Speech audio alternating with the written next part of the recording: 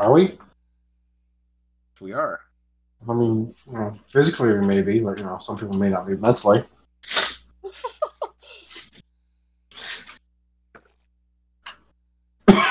Okay. So, okay, someone kick my start my memory here because I've forgotten where we were last time. Okay, we had gone to the alternative Order of Hermes in a teleportation circle in the ring that had been slipped to Yeah, Lady so Emma. the twins in the Shadow in the Winter Palace had who are acting on their allies' behalf in the order reached out to you. Okay, so uh as Lady Emma casts teleportation circle and you somewhere else, you appear in front of a large statue of some corpulently fat god with the head of a squid and tiny bat wings. In and the temple is full of suspicious-looking dark brown spots that dribble down into a trough that sort of leads around a circular channel around the room. As there is this distinct smell of old blood in the air, and a set of double doors to your right and double doors to your left.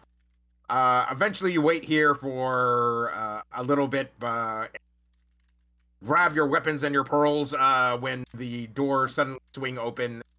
Two Order of Hermes standing as they hold up their hands. It's like, wait, we're not here to fight you. In fact, we want to offer a deal to you. I assume you've received our missive from our allies' palace. Did we receive a missive? Well, you received the teleport. The twins gave you the address. Oh, okay, right. You might have we might have similar. Go ahead, tell us about this. Tell me more. Okay, so all right, so well, the temple to the old god is an uncomfortable place to have any sort of discussion. Let's move to a meeting private. As they guide you through the underground passageways of what is obviously an Order of Hermes base. There's here and there you see other red robe figures with the Order of Hermes eye embroidered on the lapel or across the back of their robes. Everybody's sort of wearing the porcelain masks to hide their faces. Eventually, they take you to a large boardroom with a black mahogany table and high back chairs. Everything's sort of well magically lit. There are sort of pastries over in the center of the table and cups of coffee or tea, essentially, if you prefer. Sort of the pot is on the table. The cups are scattered around basically for you to serve yourselves. Please take a seat. You'll forgive us if we do not reveal our identity. We are aware of who you are. We're not particularly pleased with the current arrangement we have with Davenport and at this point, so we want him to. Not everybody, Order of Hermes, is aligned the current. So the enemy of our enemy may be our ally. So, what do you think about this as a possibility? So this is very interesting because we definitely don't align with the Davenports. Now, what the Order of Hermes, the ones that are not aligned with him, what are you trying to do? Are you trying to bring eldritch horrors up from a level of hell to take over London? Or, what sorts of things are you doing? To be clear, that is insane. That is what Davenport faction want. They wish to serve the Yellow King. They wish to serve the others. And we originally, when the order was founded, were just an esoteric order looking into the occult. In order to enhance our own power here, realm. Now, it's gone very far beyond that. Eldritch horror mistakes were made, and Eldritch horror summoned into this realm of reality, and now no one in the order is safe from possibly being corrupted or eaten by one of these. So we understand essentially you've dispatched at least one of Davenport's allies, Lord Harcourt. The High Priest, unfortunately, still at large. We have not yet been able to find all remnants of him and putting them to rest. As Tothar, as basically a small worm sitting under Tothar's cloak, basically like sprouts a pair of hands and rubs them with me.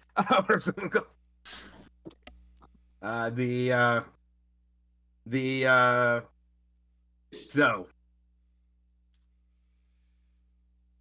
we would propose an alliance, and that would put you in a position to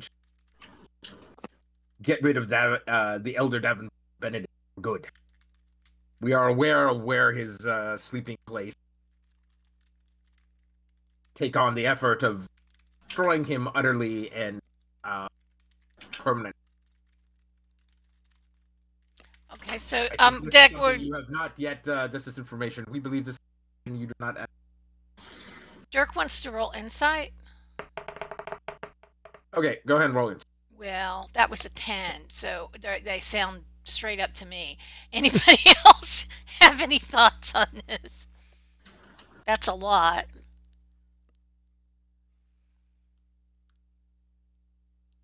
So Dirk's going to send telepathy to you guys and say, hey, what do you think about this? This sounds really almost too good to be true, but I don't want to dismiss it because it does sound interesting. I somehow got an 18. Woohoo! For insight. Yeah, Krishana's just going to bluntly ask, are you setting a trap for us? If we were, essentially, would have been old arrived. There's no point in having discussion, just the two of us. You certainly could slay us quite easily.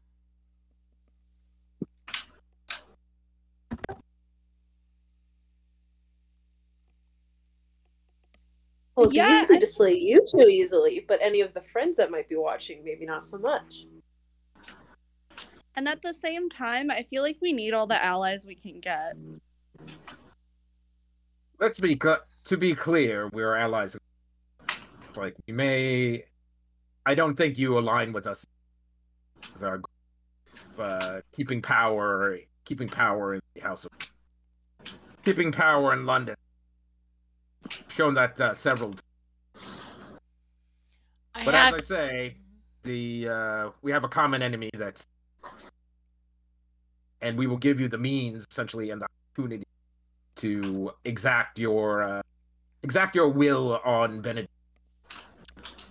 I think that sounds very, very interesting. If Benedict had arrived and taken over my group, I wouldn't be happy about it either. Well, Benedict has been part secretly through his clone or whatever ridiculous arcane mechanism, essentially that keeps Neville Ness animated.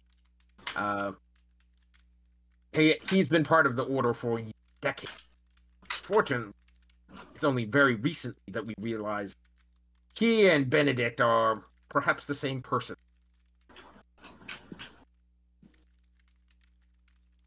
He does seem to be very bold these days, doesn't he?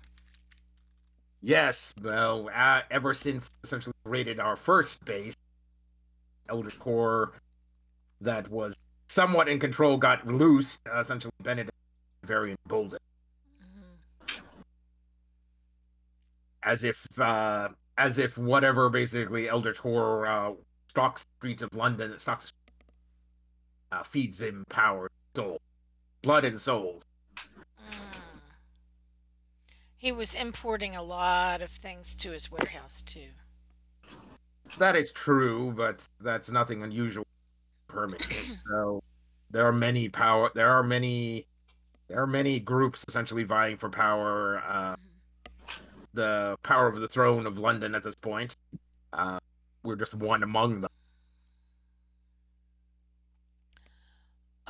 Well, um, Dirk is going to use telepathy to ask, are you guys on board with this? I think it sounds like a good opportunity. What do you guys think? I don't smell any bullshit, so I think it's okay. Quick question. Sorry, like I need to clarify something. So they just want to get rid of Davenport, but they're still interested in the Yellow King. They're interested in power. So you're guessing. I guess Al actually should make a roll. Not often not attuned to the thing, so make a wisdom check. Al is often like permanently in the dark as far as like all the political machinations, power plays going on. So Yeah, no, valid. What would Zumlar know? Anything? Al quickly realizes these are probably Parliament of Owl's basic faction. Oh! Okay. The one that's allied with your father. Yeah. Better the devil you know. Do you actually bring that up, basically, or do you basically keep that to yourself? The group doesn't know yet, right? I don't know if you've ever actually spoken with the group about Parliament. Yeah, we know something's going on with your dad, but I don't think we really understand exactly what he does, and I don't think you've ever mentioned the name Parliament of Owls, or that there's as many people connected to him as actually are. That tracks. Yeah. Okay, so you realize at this point this is very likely to Parliament. So the group of nobles that your father states like barters influence. Owl suddenly, like very slowly, is just sinking in her chair. But I was just curious about the Yellow King, because if they're working for him, then that would mean Krishana and I would be kind of screwed. You're going to have to ask them outright. They've denied essentially dealing with other worlders at this point, but... we don't want to deal with old gods. We just want knowledge. Because I think that's what they were saying, right? Well, since we have 2 members that have been cursed by the Yellow King, it probably is good to specify. So this is one of those things you're just going to have to ask them if you're really... So... Yeah, sorry. Do you want to do that, Al? Sure. Yeah, so she's just gonna, Everybody's having all these eyebrow like Spock conversations. You raise eyebrows at each other. Yeah, we've been working on our baseball signals. Lady Emma can message, and Dirk can use telepathy, and then we've been working on baseball signals. You can feel the smirks from underneath the porcelain of these 2 individuals as they're obviously aware you're each other, but are polite enough not to eavesdrop on it. Or point it out. Krishana has no ambition. She'll ask, hey, are you guys the followers of the Yellow King? They kind of cursed me and my friend. And Owl just tries to, like, not look at them. The eldritch thing that has released world is a servant of the Yellow King. We're no friends, basically. We do not wish to serve the Yellow King. Essentially, I suggest you do not either. Yeah, no. That ending sounds really nasty. Not interested. Yeah, I think we agree with you on that. Bad deal. If you were forced into... So as a show of good faith, one of them pulled out a sort of manila folder and spins it out to the center of the table. Whoever wants to grab it can read it. Pulls out a what? A manila folder. Manila. Okay, I didn't hear what you said. And spins it out to the center of the table. Some information that may help you. Do you guys want me to read it? Yes, sure. Please. Krishana flips it open. It sort of looks like pages of like yellow parchment written in blood, and as they have tears in them as if they were ripped out of some larger tome at some point or another. But they show this basically being made up of like worms in the form of a humanoid, like So we believe the elder thing that got summoned through the portal, the worm that walks. It's a conglomeration of it's a sentient swarm of elder creatures that have great power and near impossible. Never doubt the worm. So long as even one of these worms exists, the body, the worm that walks serves. Now we have come to believe essentially that the high priest, since he appeared on the scene recently, but you'd have to tell us whether you're the only team ever to have fought the high priest survived. What did you does this did he match the description in that file, in that dossier? Dossier. Is this the one that we ran into at the warehouse?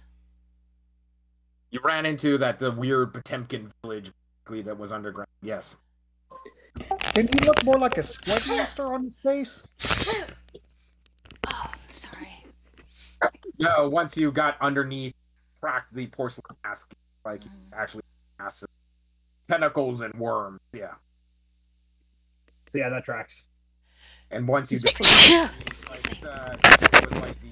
maggot races as thousands of individual wriggly worms basically scooted off in every direction. Yeah, this tracks. So yeah, I'll describe that. Then it is likely essentially that you have encountered this being already.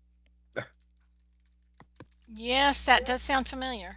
But the pages of the tome we have there supposedly have a method for structure. So you'll have to research that yourself. I haven't stated document, have our copies, but I'm sure the original pages might be useful.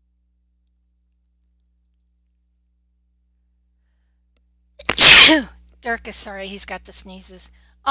So if we help you with Davenport, do you need our help with the High Priest and the eldritch thing that was released? Considering they're closely Davenport, worm that walks are closely aligned, High Priest are closely aligned.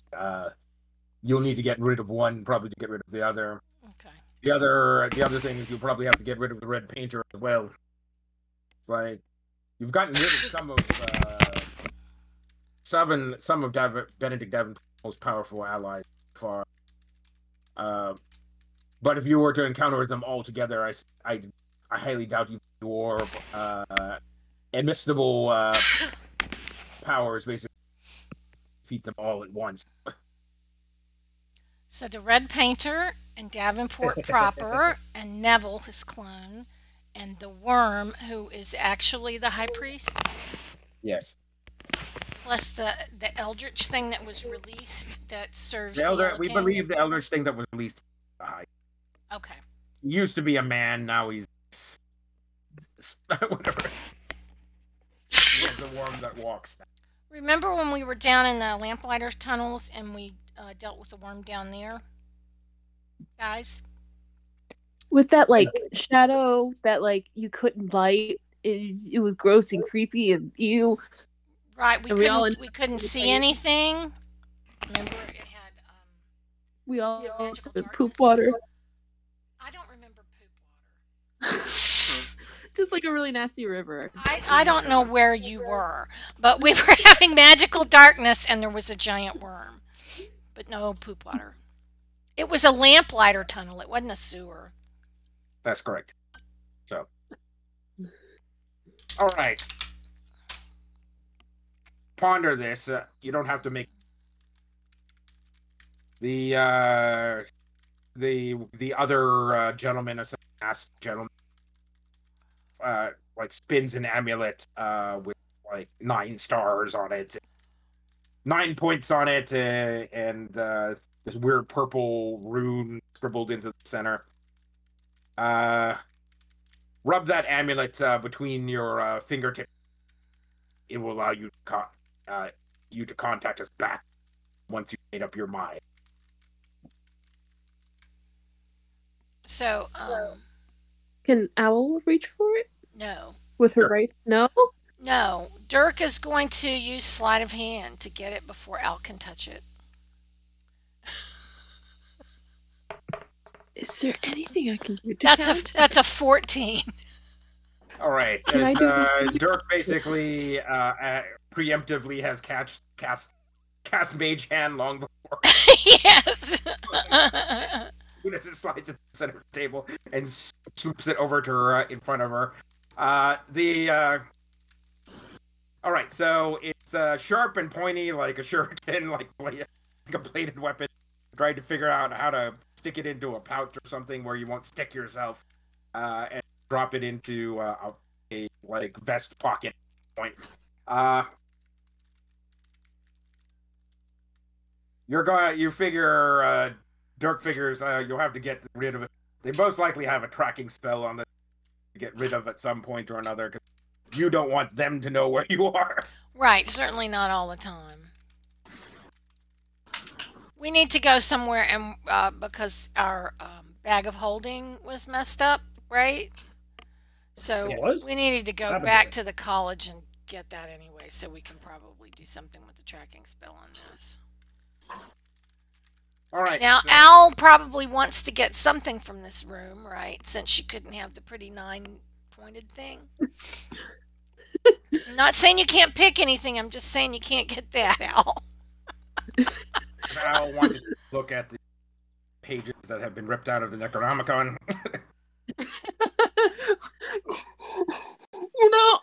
She wants to see if there's some really pretty pictures. She wants to see the artistry of this torn up book. Well, yes, there is a great deal of artistry, macabre and grim, but it is quite artful. Pages are illuminated with gold and silver. The edges have basically all sorts of little swirly runes all around the edges. The script is in fine spidery text that only could be written by an artful scribe. And then there's a picture of basically what effectively is a flayed man made up of exquisite detail. In fact, it seems almost alive, as basically in Owl's eyes, it seems to the very drawings be alive. Is there something nearby that Owl can draw with? Basically, and a little bit of blood out of. Where did we get the other paintings, Krishana? From the red painter. Oh, okay, yeah. The red painter, the point of interest of the red painter works. They show Benedict Davenport at various different life, and one of those ages looks exactly like Neville Nesmith. Which leads everybody to believe either that's Davenport himself, or Neville Nesmith is Davenport himself, or alternate Neville Nesmith is some sort of clone or simulacrum of Davenport's. Okay, this seems quite reasonable. Do you have any time frame that you were looking at, or any suggestions of Is when? there anything nearby for Owl to draw with? Yes, there is pen and paper parchment nearby. Owl. She wants to doodle a dog right next to like the guy who's being flayed. It's just a happy dog. And then tuck it into like her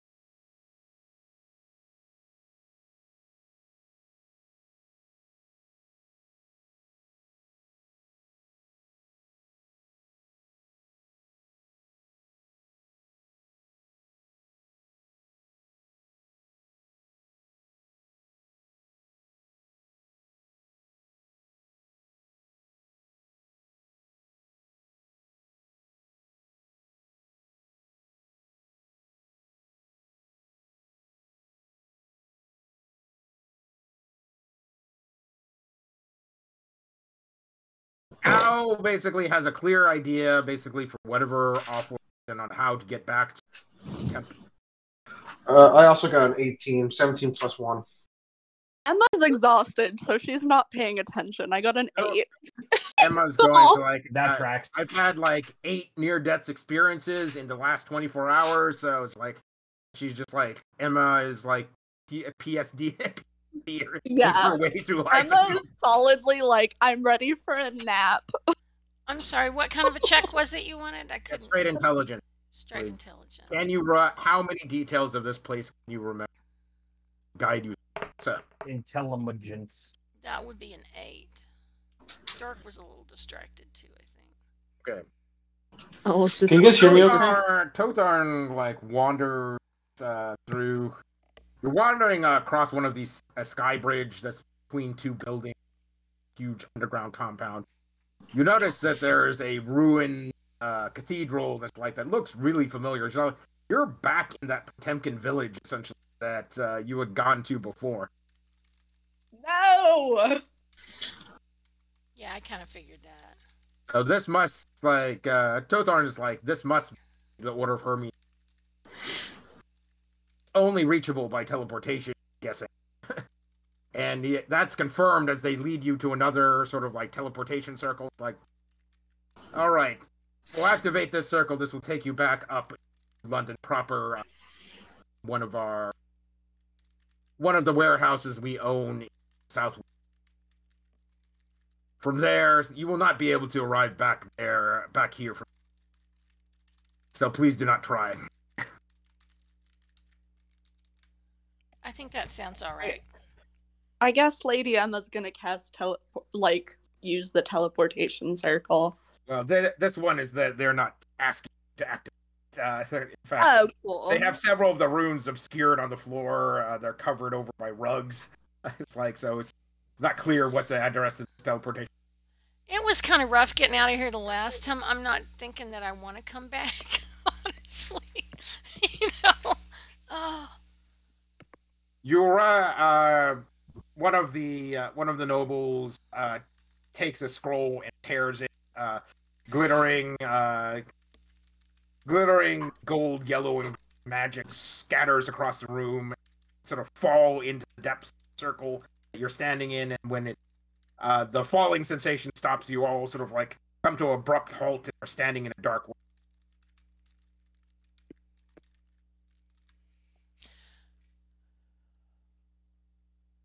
There's a handful of dusty crates covered over by tarps in here, an old bale of hay, looks like a card table and 4 chairs.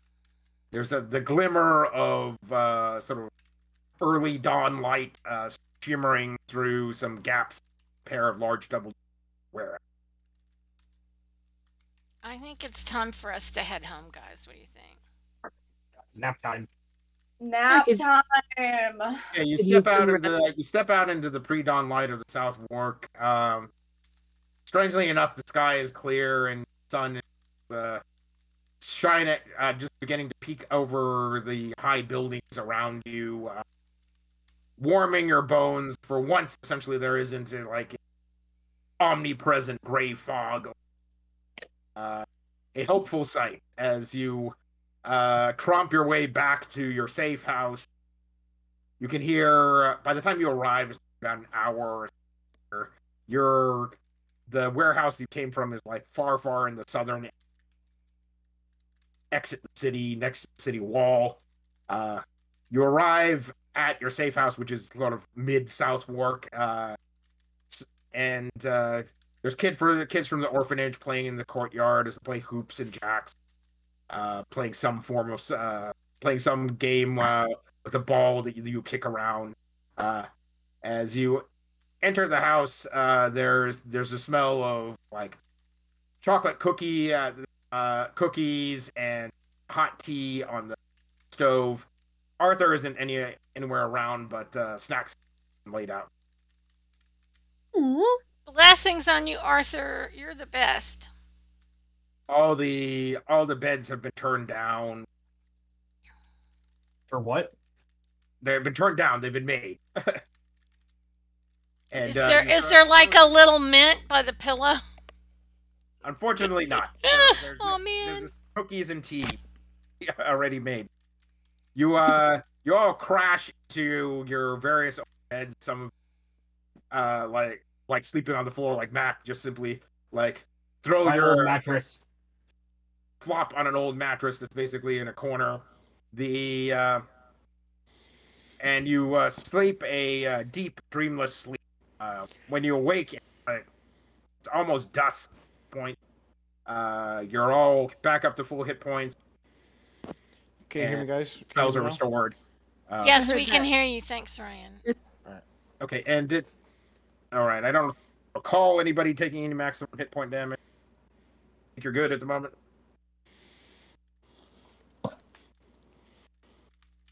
I think so. Okay, so Can I do a so prayer? everybody's back up to full hit points. You're all rested. Lady Emma wakes up with dark circles under her eyes. Oh. She's not 16. Oh my.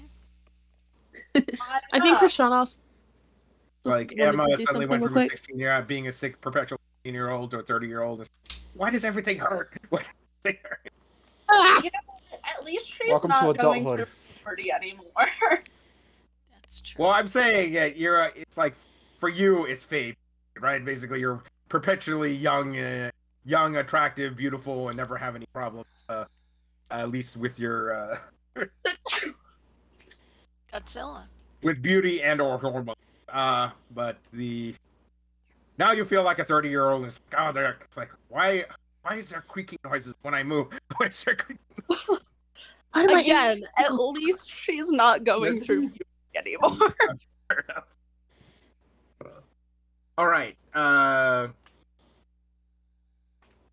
right. So, Lady Emma and Owl wake up in the morning, and it's like even with like bedhead, they're basically astoundingly attractive people. Such as like. Wakes up like white drool from her face, but somehow still model material. Yes. Can I do a prayer to my deity? Try and ask her if she can protect me from the Yellow King. So all right, you talk to your patient. I forgot who did you decide on as your You said something about like the Dawn Mistress or something. the Mistress of Dawn.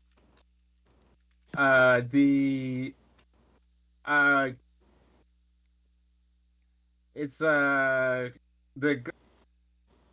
sort of you see a woman on the horizon that comes closer and closer, and that seems to be made of golden and white light. She has kind eyes. Okay, but it's like and causes you to go offline. No, sorry. She has kind eyes. She looks over at she looks down upon you as Krishana is about to.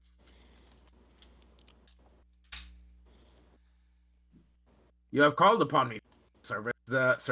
It has been a long time since you've tried to contact me. I'm sorry, Mistress. What do you wish in your prayers? Did you want me to try and contact you more often? Did you miss me? I miss all those basically who are my faithful. All right, so she'll tell her sad story about how she was trying to help this little girl, and she got the notice of the Yellow King, and she doesn't want her soul to be, in his company. But your soul is already promised to cannot be taken by another except force. So if you do not fall to the minions of the Yellow Kings, your soul will be safe. Yeah, about that. We're kind of fighting the minions of the king. You told me to do good, and so I'm trying to vanquish these guys. Okay, roll a D100. If you get 10 or below, essentially, patron will intervene on your behalf.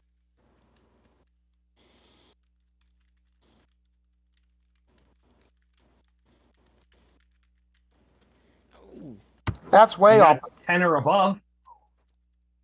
The Mistress of Dawn.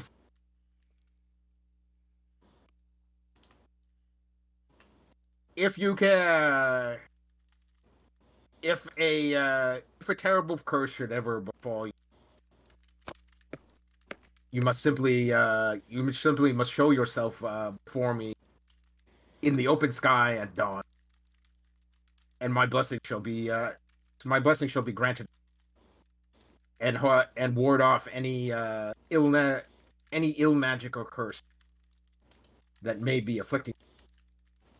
Oh, by the way, Zumlar will always pray before he goes to sleep to the old gods. Okay, you're praying before you go to sleep. So, all right.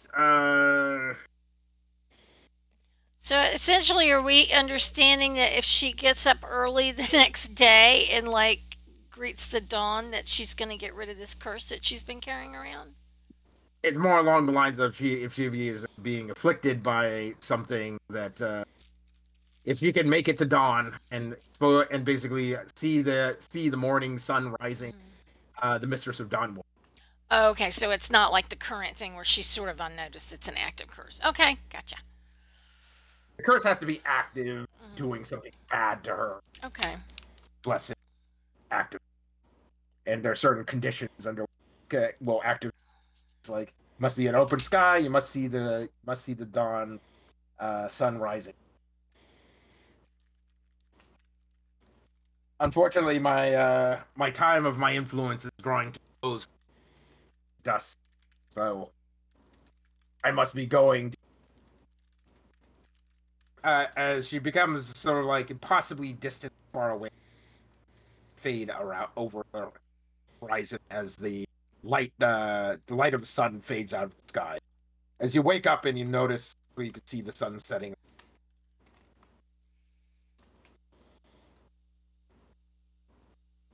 All right, so everybody's awake at this point. It is sort of late evening that same day. I'm sorry, early dusk that same day. The sun is beginning to set. It is hopeful. You have this hopeful feeling in your bones as there's none of that pervasive, like horrid, the gray mist vapors that's continually like plagued London during the sort of polluted time of London history, as the children outside have played all the way until the basically last little dregs of the sun have gone over the hill, and you can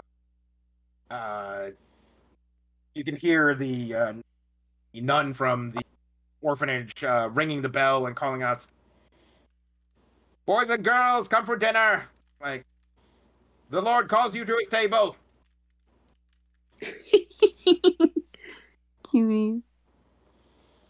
There's lots of disappointed ahs from lots of little kids. They all like zoom over to grab dinner at the.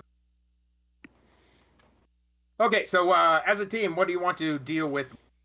So, Order of Hermes basically offered you if you contact them back, will offer you information about how to actually do in the Worm That Walks and probably Davenport himself. They'll arrange it so that you will have a showdown with hopefully on your terms. The Lady Emma still needs to deal with her courtly intrigues at this point. Arrange a wedding. She actually should probably go meet the Huntsman at some point or another. And Except he's trapped right now, isn't he? No, the Huntsman is is considered a high noble of Winter Court, so it's like Thought he was being a hostage by her brother. Yeah, he cannot be held on a permanent basis, so it's like within a week or so, essentially, he will have already returned to Winter Court. So probably no more than 3 or 4 more days. Essentially, you'll be able to have a discussion with Huntsman directly. I think I know Lady Emma's. Yeah, Lady Emma may. Lady Emma also has to like choose some sacrifice, some basically arrangement that will broker between the two sides. That sacrifice could either be made by her, as a token of peace. That sacrifice could either come from Lady Emma, or alternately could come from the Winter Court, like from Duke Edom or Huntsman. So you've been suggested some options here, like foregoing your position in the royal succession. Basically, say, hey, I am merely an emissary of peace at this point, so I give up my title.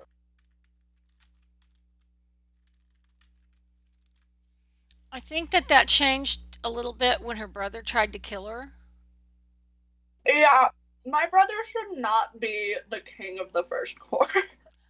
Or the king of Sunstone, right? Because even... Well, yes, that would basically, by de facto, mean that your brother would be the king of Sunstone. Right, and he doesn't seem like he's the right person for that, I don't think. I think this is all perhaps more time sensitive than dealing with Davenport, but we did want to go and try and turn off any tracking on this 9-pointed thing. Okay. And get another bag of holding. And I think if we're going to deal with Davenport, we need to think about how much holy water and stakes and other like vampire specific stuff we want to have. All right. Things. All right. So you need to put in taking the bag of holding to the Mages College. They're saying the Enchanters Guild's like, well, this thing's got. The extra dimensional space still exists, but it is cut off. We probably need some astral dust and what is it? The ichor from an intellect devourer. It's they just sort of have this laundry list of stuff. I think we have about 80% of this on stock, so. If you're willing to leave the bag with us, we can have it open probably about 2 or 3 days. 500 gold. That seems quite reasonable. I forget what all we've got in there, but we got a lot of stuff in there. It'd be nice to get it back. Like salvaging a hard drive. Yeah, exactly. Right, also, you do have some stuff basically. Fun standpoint. I think you're down to your last basically 2 or 3K. Yeah, and we wanted to check that star and see if it's got tracking on it, because we don't want the Order of Hermes to see us wherever we are. The Enchanter Guild looks it over. It's like, okay, well, I need 100 for the analysis, which I assume you pay, and the Tim the Enchanter takes a look at it, like the gnomish. The other gnomish guild mistress, headmistress, also takes a look at it.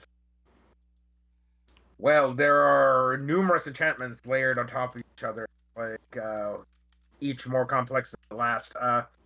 Yes, there is a tracking sigil on this, but it's deeply. Someone with great expertise has deeply woven it into the operation of this device. So. If we get rid of one, we very likely basically disable all functions of this device. So what would you like us to do? Is there anything, like if we put it in a lead box or put it inside, is there anything that we can put it inside that would block the tracking, do you think? I think we do need this object, but I don't know that we want it right now. Lead box would greatly reduce the range to be tracked at. We also have magical boxes, stop magical tracking in general. It would be 1,000 gold for something of this sophistication, however. So they show you a particular like beautiful filigree like jewelry box, like. So if you're interested in like items that are a box that is going to be proof positive against tracking, I can sell you this for 1,000. So this one's very pretty. Does it need, I mean, we really just need something that's very functional, but I guess if you want something to be that functional, you're going to make it pretty. Is that how it happens? Form follows function. Okay. You need high quality items in order to. Hence the fact that most magic items, valuable or masterwork items. So guys, Makes enchanting much more simple. I think we're going to need to make some money anyway because we're getting down low in here, and I think it is important that Hermes not know exactly what we're doing at all times. And if we're going to need to get through to them, I'm not comfortable leaving this at the house. So I think the box is a good idea. Yeah, What do I you don't want guys anything. think? So we could go lead box for the discount option or full 1K for the foolproof option. Right, that'll block it. So I think reducing the range is good, but I think we just need to block it. At the very least, if we don't get this box, we get a lead box for like 50 gold or whatever. Yes, at the very least. well, let's put it this way. To answer your question, Krishana, it's like once you got the bag of holding, all of you unbanked all your money because it was costing you money to keep it banked. So, that And we being said, can't yes, just, like- there are safety deposit boxes basically at most goldsmiths and banks. So, you want to drop it in a safety deposit box, that's fine. It's 100 gold a month essentially for that service. I was gonna say, yeah, we could like either hide it in a box or just like hide it somewhere that we know about. Well, Sort the of thing is that sometimes when we need to talk to people, it's not convenient to go to the bank because we're in the Feywild or 1,000 feet down in Potemkin Village, or Or a hideous dog Tirnanog. Yeah, I feel like we need to have it with us because we never know where we're going to be. Not to mention it could get stolen. I don't think has insurance been invented yet? There's Why not? insurance for like shit. Like there's mercantile insurance. But it's not something you would ever deal with normally as a private citizen unless you had a shipping. So yeah, insurance isn't exactly a thing yet, so robberies are still very much possible. I don't think we could have insurance against magical objects that are one-offs anyway. I mean, like, how would we get an insurance claim against a magical object that we got from the Eye of Hermes? I mean, so I think just saying the only type of insurance available right now, like from historical standpoint, is like mercantile insuring a shipment, essentially. even if we had Lloyd's in this time, it wouldn't make a difference because this is a one-off magical item. Just putting my feelers out there.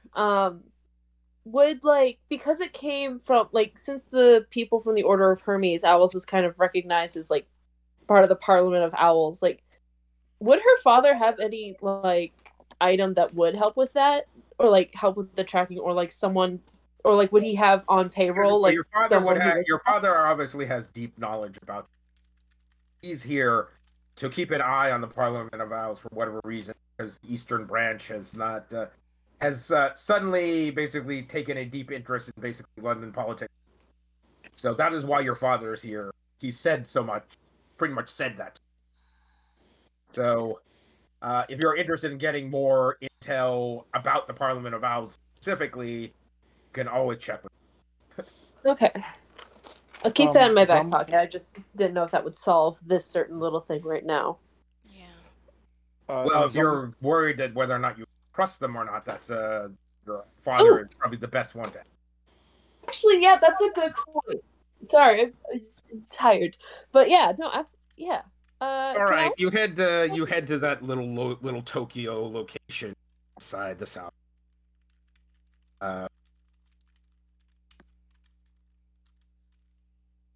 Eat. Drop 5 gold for the taxi. Funny, you cannot. You're more than welcome to come. Zumlar would like to go and talk to the battle mistress about what he and the Order of Hermes, or this rogue sect of Order of Hermes, spoke about, and about tackling. All right, so we'll handle it in this Davenport. order. The battle mistress will be relative. Okay, so spend 5 gold to head over to that North London. Most of your team at this point is of opinion walking is pretty walking is for peons at this point, because Well, and it's dangerous to be. and it's dangerous because when we're separated out on the streets in Southwark, we are susceptible to like having assassins sent after us. Or vampires. Exactly. So Vampire assassins. exactly. Oh, the humanity! You arrive at the Paladin Annex next to area. The Battle Mistress, like Victoria, the Battle Mistress. Well, come back, Mr. Zumlar. Can I help you?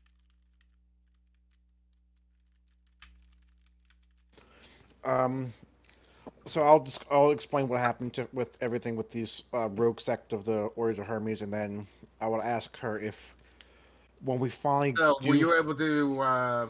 You didn't perhaps basically get the teleportation circle address. Did we? No, they hit it.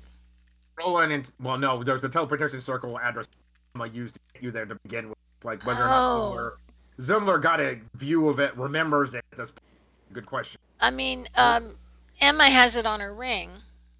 I'm saying Emma has the Okay. address. I did roll Whether or not high. Zumlar does is a good question. So, because he would have had to memorize it by looking at it. I mean, I did look at it, and then I did Okay, roll. so I need you to make an intelligence check. So yeah, I was trying to tell you my roll. I rolled an 18. Okay, no problem. The intelligence. So Zumlar scribbles out the rune. Well, we'll have our wizards look into this and see if they can divine its actual location here. It may not even be in London or anywhere in England for that matter. Teleportation circle will take you anywhere in the world. Then I'll also ask the Battle Mistress if when we do fight the last Davenport, if we could have her sword. As in, if we could have her help. Well, you will always have my assistant fighting Davenport. They're obviously a great threat to everyone. So, if you need to call upon the Sisters of Mercy, you have my swords. You have my aid. Thank you. All right. She hands you a white piece of parchment rolled up in a scroll tube, sealed with red wax. Crack that open. Say my name, Victoria, and this will put you in. I think, given your harrowing tale, you need that sort of. Yeah. And I'll provided it's within my power, essentially, I will dispatch paladins. Oh, honey. And I will pledge my assistance. So if you ever need me as well, never do not. A mutual aid pact. Very good. She stands up, and sort of grasp each other's forearms in a warrior's handshake. The quick huh. As you, if that's all, Mr. Zumlar, I have other duties to. Yes, that is all. Thank you. All right. All right. Al and Lady Emma arrive at Little Tokyo location. Al's father is supposedly normally stationed at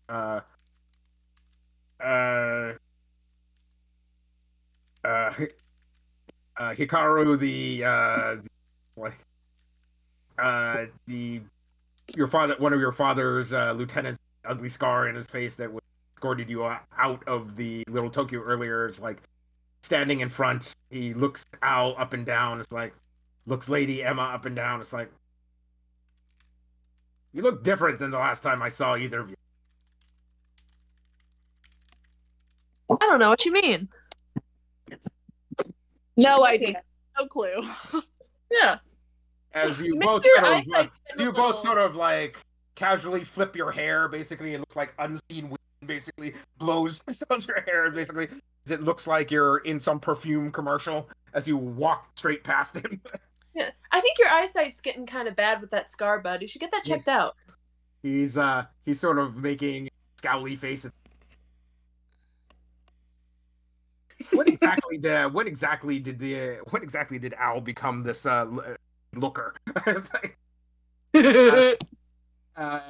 like, all right, and then this younger Yakuza kid, basically, who serving tea to his seniors at this point is just like his mouth open, looking at the two of you. It's like one of his seniors like slaps him upside the head. All these like senior Yakuza like guys with their obis half open, showing their tattoos across their shoulders and chests. Like, hey, what are you doing here? Ow. I thought your business father was done for the time being. Well, it was, but our paths have become entangled once again. Well, boy, go see that the Oyuman's daughter has tell the Oyuman's daughter has arrived. Yes, sir. Off, bows deeply and zooms off behind some. Come, sit, drink with us. Either of you play dice. They seem to be playing some sort of dice stacking, where they sort of scoop all the dice up into a cup and shake it around and put them in a stack. Did Owl like play this game when she was little, when she was learning under her dad? Owl is terrible at this game. She's never figured out how to get the dice to stack. She's like, look, and she just like looks mildly offended. It's like, you did that on purpose.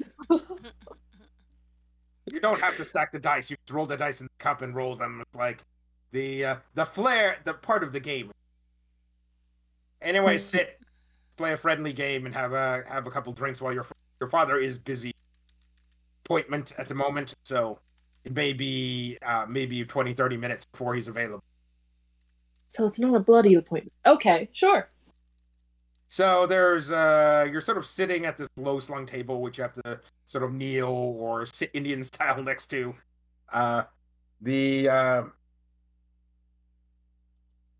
It's been a long time since you've like sat at one of the like homey table tatami. Warm glasses, some gold, some warm, basically, are sort of slung over to you at this like drink.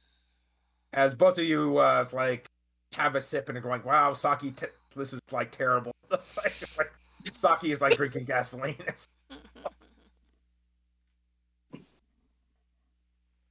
Drinking what? Sorry, that cut out. Gas. And Al doesn't normally drink either, so this ought to be interesting. Yeah, is she doing the thing? Yeah, both of you, out of politeness, are trying to hide the man. This stuff doesn't taste. Because it's cheap sake. It's not even good sake. It's like. But Owl is just like slightly pouting because ew. She thought they'd know better. She doesn't do this. Well, these are normal basic foot. It's like, yeah, they don't have great wealth or power like your father does. They sort of chat you up and try to figure out why you're here. Do you actually tell them or no? I think Owl kind of dances around it. She doesn't need people like spreading rumors and such. All right, so you just engage them in polite conversation, but don't fill them. Yeah, and then she, like, you know, misdirection all the time. All right, Lady Emma's notices, like, there's this sort of, like, deep blood reddish hue, basically, diffusing Owl pupils as she looks at one of the. Oh, no. Owl basically just simply locks eyes with one of these Yakuza soldiers and simply, why don't you tell me exactly, father? So, as he just sort of sits there, basically, his eyes get a very far away. Looks just like the Oyuban is basically Parliament. We are to keep you away from this meeting as long as possible. As one of his buddies slaps him on the. What are you doing? Like, what are you doing, you babe? We weren't supposed to say anything. Owl, can Owl like silence him with a look as well? Just like, or like silence the other. Owl's eyes basically like now Lady Emma's noticing there's a slight red glow coming from Owl's eyes as she just looks at one Yakuza soldier after the other, as all of them basically obviously fall under some sort of magic. Shit.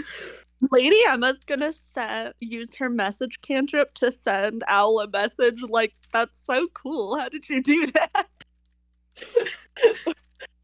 Owl's just like in her head. I don't know. Like she's like, I don't know what's going on. I feel like I'm outside of my own body. Lady Emma doesn't question it. She's just like, that's really cool. Yeah, Owl's just like, it's working for her right now, so she's like cautiously watching it, but she has her hand on the emergency brake.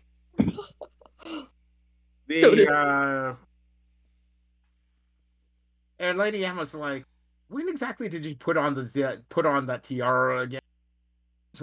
Because it sometimes it's on her head and sometimes it's not, but this is one of those points where you basically are like sitting on top of Owl's perfectly coiffed hair. I was like, I never. She just looks over. It's like I never took it off. Well, no, you don't actually ever take it off. I said this is just one of those times that Lady Emma notices that it's there. Oh, yeah. Okay. So say it out loud. All right. So the is there anything you wish to ask the Yakuza so they are under your threat? Just who's making you prevent this? Is it Dad or? Yes. Direct orders from your father. We are to keep you out of the garden for at least the next 30 or 40 minutes until we finish this discussion. Who's the decision there right now? We only know that it's an Department of Owls member. Came in. He's a noble dressed in gray tweed, wearing a hood. Okay. Can you guys keep playing while I? Are you gonna stop me if I try to leave this table? Of course not, miss. Why would we stop you? Good. You guys keep playing. I've never been really that good at this game. She just stands up and starts to walk to one of them answers honestly, says, "Yes, Mistress Owl, you have sucked at Dobo at every turn. You like us to instruct you how to play." Owl just like glares over. It's like, later! Just like, she's grouchy. She doesn't like being reminded that. Just later. Sit down. There was a lot of like Yakuza gambling that both your mother and your father never approved of playing, so you were never taught. He said no. I love that. All the things he did, but that was no. You're not allowed. Okay. Yeah, that's one of those things. You are still my daughter, so I get the.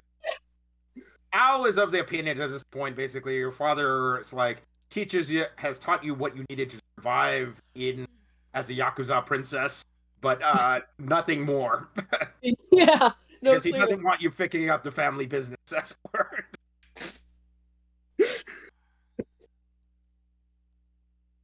Okay, do you basically interrupt your father's private meeting?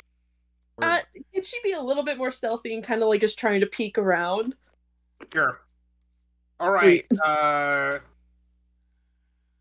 Like a burly-looking bodyguard, basically, with a pair of swords at his waist. One of his eyes is obviously cut, basically in a duel at some point. It's like a sort of cataract white, like white scar running across his face. You never remember this guy's name. You only know he's like fencing master. Again, another one of those things that you were never like officially. You were taught how to use like a woman's weapon, but you never taught how to use katana. It's like another one of those reasons why you escape home as quickly as possible. It's like, I don't get to do anything fun. It's like he holds up his hands like, you can't be in here, Al. Go back. Father's busy. Just because you have a big boy sword doesn't mean you get to stop me. And it means exactly that I get to stop you. Turn around. Can Owl try to use that little trick again? All right. I was aware essentially there's a limited use of crown per day. So this would be probably the last. You want to use the last charge.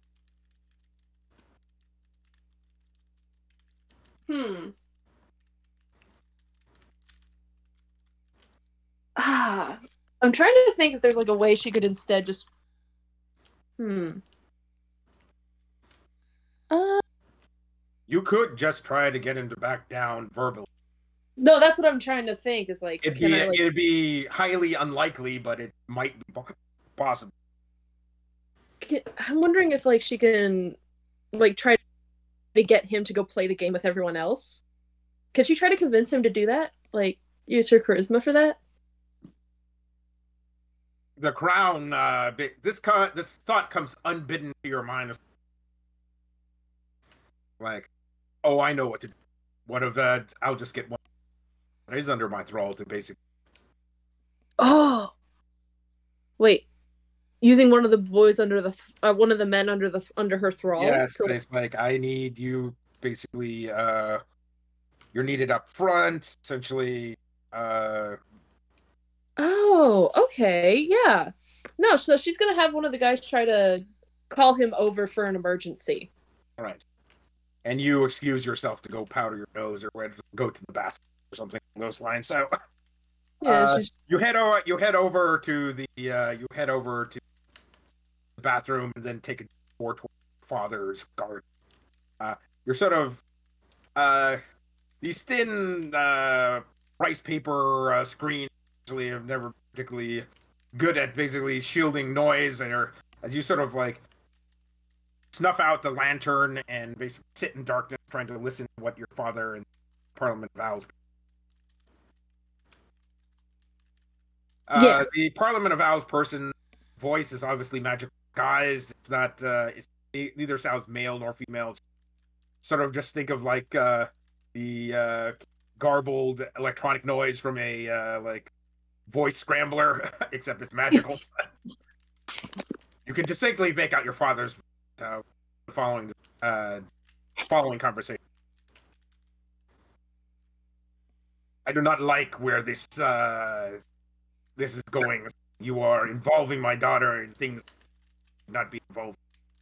She and her team essentially, perhaps yes, are useful tools, but we have more than enough forces to take it out Davenport ally ourselves. Take care of it internally. Involving outsiders basically poses too high a risk, both in exposing our operation and both of our operations to undue. Alright, my daughter has indeed proven useful and capable in acquiring information. But this is where basically I want her involvement to end. That's the part of the garbled voice. Oh, don't be that way, Aro. There's many ways to make see opportune. Their team seems to be an opportune. This seems to be a great opportunity that presents a low risk, essentially, to both of our group. And I'll personally vouch. We'll come to Miss Owls. Anything untoward should happen. Like, your father says, it's like it will be far too late for us to intervene if they fail in taking down the High Priest and Davin. I was just fuck. I was just like quietly freaking out, like internally. Emma's gonna send a message to Owl and be like, that must be one of the like a member of the Order of Hermes that we talked to. No doubt. Yeah, Owl is just muttering. And The sort of garbled voice, the electronic modulated, the magically modulated voice. The Parliament has voted it. You're on lend to us essentially from your particular branch, so we expect your compliance. oh, Your father at that point basically makes a harumph noise. Then so be it.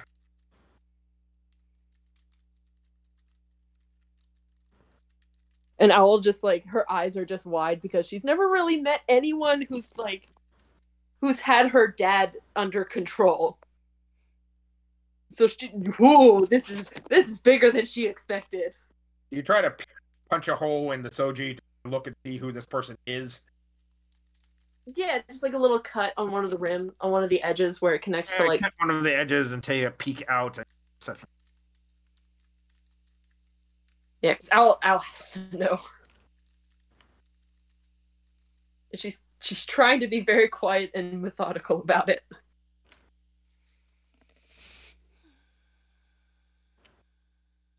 Okay.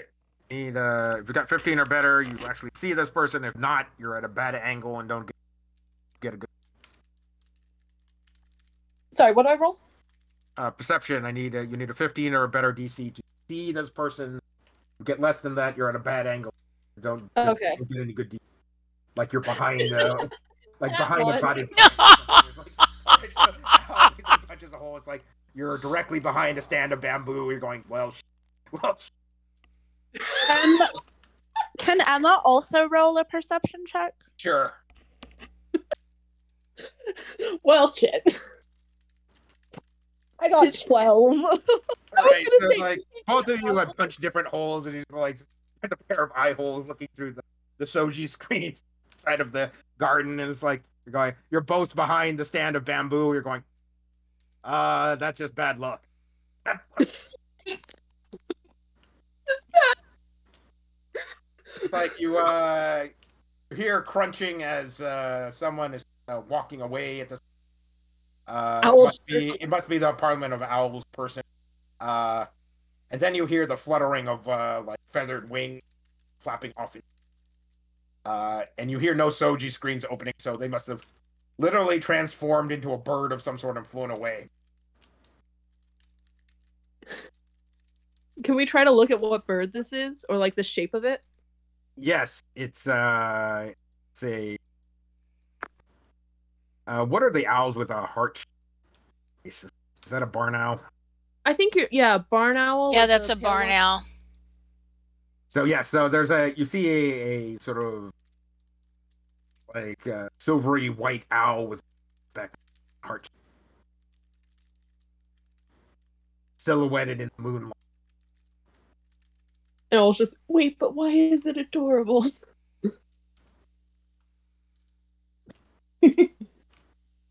You hear from your father, "Come out, daughter, and your friend as well." Just like tenses up for a second and then like slowly creeps out. Just, hey! Your ability at stealth is still pitiful. Wait, what did he say? I'm sorry. Your ability, your juvenile attempts are stealth are still pitiful. It's been a while. I'm the big busty person, okay? I'm 6 foot. What do you expect? I expected some of that training taken. So, how much of my conversation, my ally, did you hear? Well, nothing important. Just, a little grunt. You seemed upset, and you said, "So be it." He looks at you. He looks you up and down and looks you directly in the eye as Owl, like a little kid, is sort of looking at the ground. And it's like... She's like kicking dirt and fidgeting, like profusely, just trying to like keep her nerves calm. So you heard it all. I need a what is it? I guess I need a performance from both Lady Emma and Owl. because he's just looking at you. Basically, he's looking at you very intensely, trying to see. Basically, he's like exactly how this conversation. Lady Emma is basically knows how to purport herself and basically stands there stone faced. Owl is basically like dirt like a little kid. Like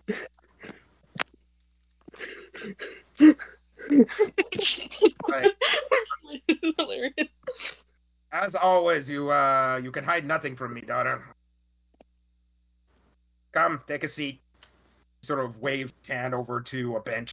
It's like he grabs basically one sort of like field stool that you snap open, sits directly across from you. So, I understand essentially you've made a deal. You're in the midst of a deal with, specifically my Parliament of Owls faction. Yeah. I mean, we kind of have a common enemy now. Yes. I don't know, it seemed logical. Is there a problem? And just like looking at him, like, do we want to explain? You are going up against probably some of the can here in the UK. There are a few factions like as powerful them very short of the queen herself. Well, if it's lesser than the queen, I think we should be fine. Just like Owl just trying to calculate it out. I mean, you know, it's like there's a little bit of risk there. It's just like overestimating entirely. It's like, it has to be done. What are we gonna do? We're not gonna. I think you know my group, and I think you know how we work. We're not gonna sit by. I want you, as my daughter, to let me, as your father, take care of this. What was that last part? Sorry. Daughter, I want you to let me take care of this. I think you know just as well as I do that you can never do anything alone, huh? I always got to get involved somehow. Just like giving up like spot, like a like, kind of like little Everything bit of a I've ever done is for your own good. Can Lady Emma interject and be like, with all due respect, our team is well equipped to handle these, these enemies.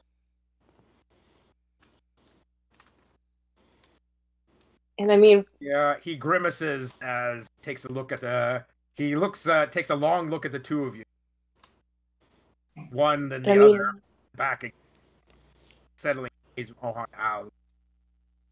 Does he know that Lady Emma is the one that keeps burning down buildings? I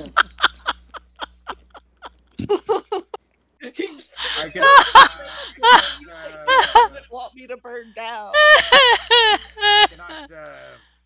I don't have any information about your mention, but here in London, especially, it's like your group has gotten themselves almost killed like several times. I mean, this was not even fighting Davin. I mean, the man has a point, but have you know, we fought plenty of Davenports and won.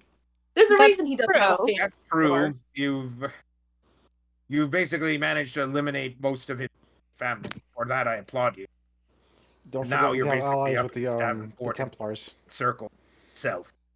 Well, perhaps we can form a brief alliance, in which case we can still fight, but with your support. And so we come to the crux of now. If you're still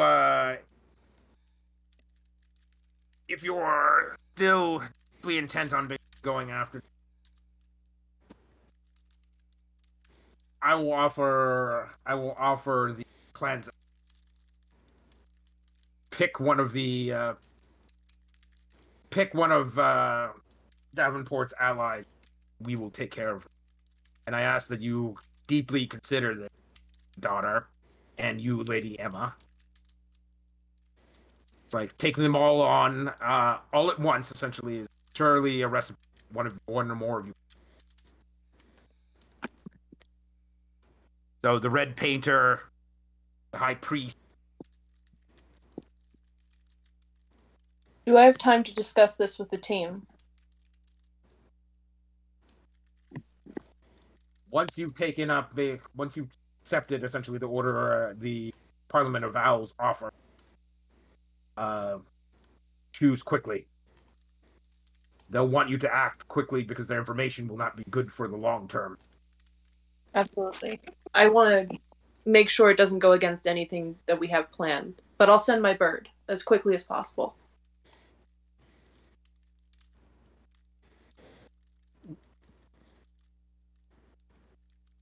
Thank As you. he shakes his head, you are far too much. You are far too much like your mother. I hope you don't. Oh, okay. I was just, Dad, you trained me for how long? For the longest time. What did you expect me to do? I expected you to live a long and fruitful life away from the family business. But it seems that fate has brought you back in. There is no leaving family, is there?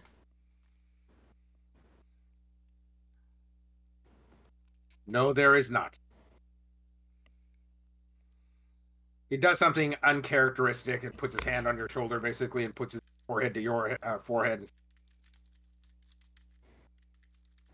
In a moment of silence, and then basically gets back up again. Contact me soon, daughter. He opens the shoji screen and basically shuts it behind him with a loud snap. Owl just burst into tears. Ow, my Damn feelings. No, yeah, she's now, it's her dad's praise right there. That was an effect. She melts down. But in the midst of all her tears, she looks at Emma like, you shouldn't tell anyone about this or who my dad is. I will kill you. But then just continues crying. Emma's like, yeah, I got you. It's fine. She's just like wiping her eyes. Just, God damn it. Emma's like patting her on the shoulder, like, it's gonna be okay. And as they're walking out, she's just like, my dad loves me, damn it. Yeah, so then they head back to the group. Okay, head back to the group. All right, so what's the next move for the group at this point? So, all right, go fish. All right, what's everybody's level at this point? We're 11. Okay, so everybody level up to level 12 at this point. Woohoo! Level 11 for a good long time. So me and Tree were talking last week though, and we also, I think at least me and Tree, I can't speak for everyone, agree that like we wouldn't mind if this game like went on for a little longer, like stretch out each level a bit more. I think he's saying he wants us to be 12 before he throws the next round at us, Brian. Oh well, of course we have been at 11 for quite a while. Yeah. But we were talking about once we get to such a high level, then, we're going to have to wrap up and move on to the next campaign, and we're really enjoying this one. Not to mention, I'm not a DM, Lawrence, but as far as I understand, balancing high-level encounters is really a pain in the ass. Inevitably, for this campaign, it's more story-based. I try to wrap up everybody's story arc. That will be the campaign. And obviously, the main story arc itself, you need to solve the basically like the Order of Hermes, Benedict Avon thing, essentially. But I think we've also got Ryan's. We got a bunch of curses. Ryan's got a curse, and Zumlar's got a curse, and Al and Lady Emma have a curse. Or Al and Yeah, Krishana has a now curse. has basically family obligation. Yeah, Lady Emma's got some stuff. You know, Dirk's still got that black eyeball with the red hate rune on it. There's a few things.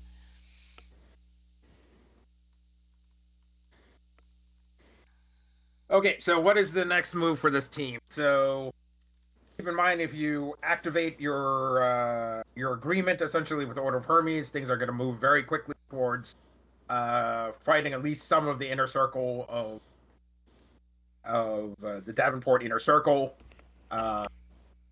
and likewise, if you're like go after the Lady Emma, finishing up sort of Lady Emma's like family intrigue, essentially that likewise needs to move forward relatively.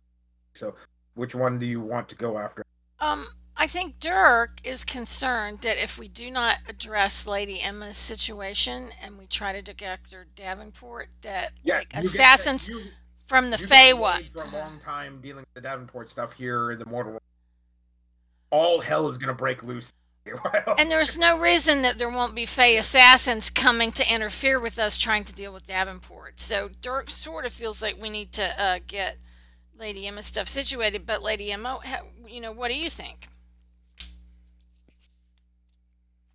I think we need to deal with Lady Emma's situation, but I feel like the Davenport thing has become a little bit more urgent. Well, I'm saying the Davenport thing will only clock starts accept offer from the Parliament of Al. Right. So once we accept the offer, then we need to have our plan in place and be prepared to move quickly. But we don't necessarily have to accept the offer right away. They gave us some time. And then the other thing is like, you are completely non-trusting of Parliament of Owls to begin with. You should find out. It's like at least Dirk out of your team, perhaps Lady Emma and Krishana as well, and all of them. You should find out why they want what they want, what their actual true aim. Because this vague, basically, we want power, essentially, a lot of very bad things for your team and London in general. Dirk is also concerned that we're running out of cash, and we might need to make some money. Yeah, and then the other thing is like, who are these people that are trying to hire you? Okay, so other things to take care of. You have a lot of the red painters sell off at this point. I think there's easily like $2,000 worth of fine art there if you something. We also have the red painters art supplies, and we want to cash in on that. I think we might use those. We already did once, but the Those paintings, because those are magical pigments. You do a lot of creative things. Yeah, I think that those might be useful, but the pictures not so much. I had dropped in for Dirk creation bard. Yeah. Give me a second for the rest. Okay.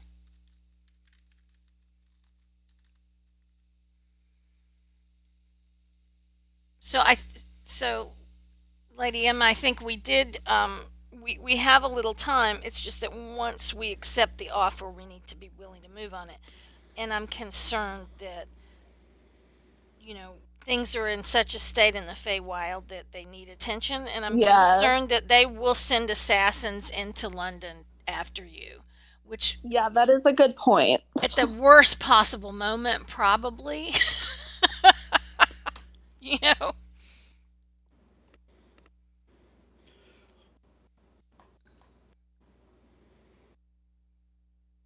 Krishana, what do you think? Yeah, it seems like the Feywild kind of is more urgent. Mack, what do you think? Feywild is definitely more urgent, and I also think that we can deal with the painter ourselves. The priest sounds like a lot more of a problem. Yeah, we had a problem with him before. Zumlar, what do you think? I think the painter we should go after, and I think we should deal with what's going on with the Feywild. Okay. Yeah. So like while we're dealing with what's going on in the Feywild, like that's when we can also have like Owl's dad sort of take out one of the people that we need to take out. He might need to synchronize that with what we're doing. So he said that when we get ready to tell the the Parliament of Owls we're going to do the deal, to let him know quickly then. If he tips his hand by taking out one of the allies before we're ready to act, that might not be such a good thing. Ah, gotcha. Yeah, sorry. So we're thinking we'd like to have Al's dad take out the High Priest, and then we'll worry about the Painter, Neville, and Devonport Benedict. Oh, I want to take out Neville because it's otherwise I have to return the belt. Then and then Zumlar is specifically tasked. Yeah. Slaying Neville Nesmith, basically, the Devil's Colonel, for his part, basically, in conquering of Tiernan. Okay. But if we kill Davenport, if it is a simulacrum, then it should just disappear, I think. Haven't studied the spell enough. No, I don't think so, does it? Oh, I still want to get level 20. I get the ability for Avenging Angel. Well, I doubt we're gonna get to level 20. Yeah. Can I get the skill anyway? So. Sorry. An angelic Avenger. The other thing that Zumlar also seeks is restoration of Tiernan. So in order to do that, you have to break. It's like Zumlar is of the opinion, essentially, the royal family's curse must be broken for that to happen. So vengeance must be sought and amends be made to the kingdom. So that's part of that is probably restoring the royal's throne, as well as getting rid of the death curse, because the death curse over Tiernan indiscriminately will slay anybody though, and has turned that whole area into a cursed land. So that's probably something I want to talk to the priests about and stuff like that. Well, you've been tasked essentially by the curse itself, essentially, to seek revenge. But Zumlar, even as a vengeance paladin, Zumlar's of the opinion, vengeance never restores things; it only destroys other things. And Zumlar is beginning to realize all-consuming revenge is destroy things outright that way. Mm-hmm. Vengeance is never going to restore a kingdom. You're going to have to do something to actually create basically a stable new kingdom, bring people back. We need Titania's help for that, don't we? You probably do. I remember that's the reason you gave a few weeks back or something. You probably do need Titania's help, basically alleviate the curse or agree to basically send more Fae basically over there to resettle.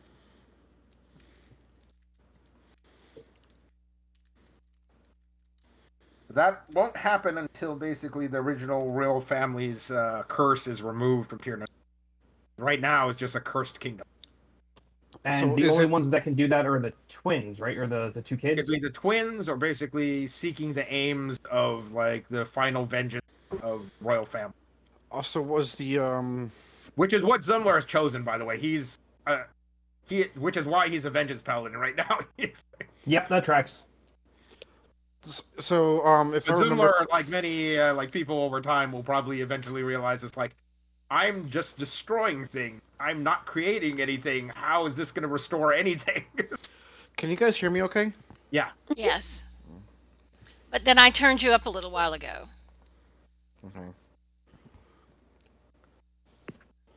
So, like I was saying, isn't the king and queen, weren't they transferred to, their souls transferred to a gems? Yeah, supposedly. You don't know where those are. I thought they were at the Tower of London. Yeah. Oh, okay, yes. Now I remember. So they were taken basically as trophies of war. Yeah. I think Neville took them. Yes. Okay, so what are your next steps? So while you were out, we thought that we did a round table and we agreed that we think that we need to probably deal with what's going on in the Feywild first. And then when we get that sorted, at least to a place where it's less volatile, we wanted to ask Al's dad to take out the High Priest. And then, because Zumlar wants to do Neville personally, and we feel like we had a rough time with the priest, we might do better with the painter in Davenport. Did I get that right, everybody? Sounds good to me. Okay, so that sounds good. So all right, so Lady Emma needs to provide the following. She needs to plan the wedding. A location must be given, and she needs to basically do something to broker the peace. Can I hire a wedding planner? Sure. Krishana! You probably have to go to the Feywild to get her, and but this would probably, the problem there is, or you could try to find a famous mortal wedding planner here in. But wedding planners cost money. Don't forget. Wedding planners do The problem with breaking out a wedding planner for Feywild, while there's plenty of the people who will volunteer, they either belong to the Winter Court or to the Summer Court, and that basically shows favoritism to one of them. Or they want to kill you. Or they want They want to kill me. That's a good point. Like, you've already been told to trust no one in either court. I think... No, you don't know what... You've already found out to your chagrin that basically there's lots of people trying to kill me at the moment.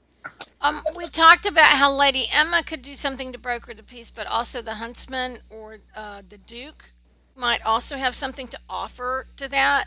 So maybe getting in touch with the Huntsman would be the first step of that. That sounds like a good first step. Okay, so the Book of Fairy Tales that allows you to travel Feywild does have the Huntsman's Lodge as that to travel there. So the Huntsman's Lodge is your fiance's basically like fortress. Okay, and we already have the teleportation. You have the teleportation circle address for the Palace of Winter and the Palace. Is that okay with everybody? Everybody want to go visit the Huntsman for a second?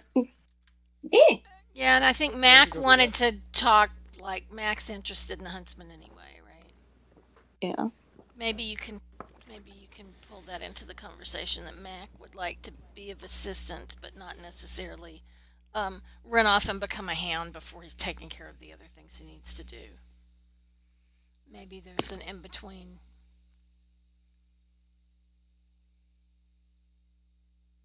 Okay, so you open the Book of Fairy Tales, withdraw the key, close the book, stick the key into the lock, ratchet the key over and mention like the Huntsman's Lodge. The book sort of wings open all of a sudden, essentially golden light shines from it as swirling sparkles of magic sweep all of you up, and when your vision clears, you can smell the smell of roast pork and boar standing in front of the huge open spit, essentially with blazing coals underneath. Boar that easily must be like 6-7 basically snout to tail, like roasting over a spit. You can hear the sizzle of fat against the coals every so often. Roasted potatoes and other vegetables are sort of piled up around the edges of the coal, giving off a smoky char. To smell to the air from their sweetness. You can see numerous goblinoid type individuals, dark black skin, feral yellow eyes, sharp knives, preparing food and cutting up the vegetables. There's a baker off in the far corner next to the oven, like rolling loaves of bread. And as you turn around and look around you, you're in this huge hunting hall. Numerous sort of like bench tables, 30 or 40 of them are scattered around the room. There are men and women dressed in like rangers' leathers, black and red. That some with like bows slung over their shoulders, others like with their weapons sort of like stationed by their side. There's a huge hearth with the head of what appears to be a red dragon perched over the hearth, and there's a large throne like not too far from the hearth, made of hundreds of antlers that have basically been woven together with wire and sinew, leather, into a throne. Scattered around the hearth are the huge hounds that stand like 7 feet tall shoulder, that are sort of perched on the ground at the moment. They open one lazy eye that sort of blazes eternal red fire, sort of look at you, and then their eyes sort of roll back into sleep, sort of shuffling, sleepy dog noises. The Mack, as soon as he appears in this place, feels at home, as this is a comfortable and comforting place. As he sort of immediately gets his wave of drowsiness, and is has this overwhelming urge to go take a nap by the fire. It's like a particularly scrubby looking goblin with yellow eyes, wearing only an apron. He has a sort of grease-soaked knife, basically points it at Lady Emma. It's like, "First princess would be the last place I would have expected you to go. I am the first cook. How may I assist you?" We're looking for my fiance, the Huntsman. Well, here, the lord of the lodge is away on a hunt. He had arrived back from the summer palace in a huff, and went to relieve his stress basically by going on a hunt. He's out in the winter woods at this point, gathering a stag for the evening meal. Shall I send word for him? Shall I send word for him to be that you have arrived, First Princess? I don't know what you guys think. Should we wait for him to get back, or should we send word for him? If he was already in a huff, maybe let him go ahead and finish it. And it's not talking about being going on for days. He's talking about food tonight, right?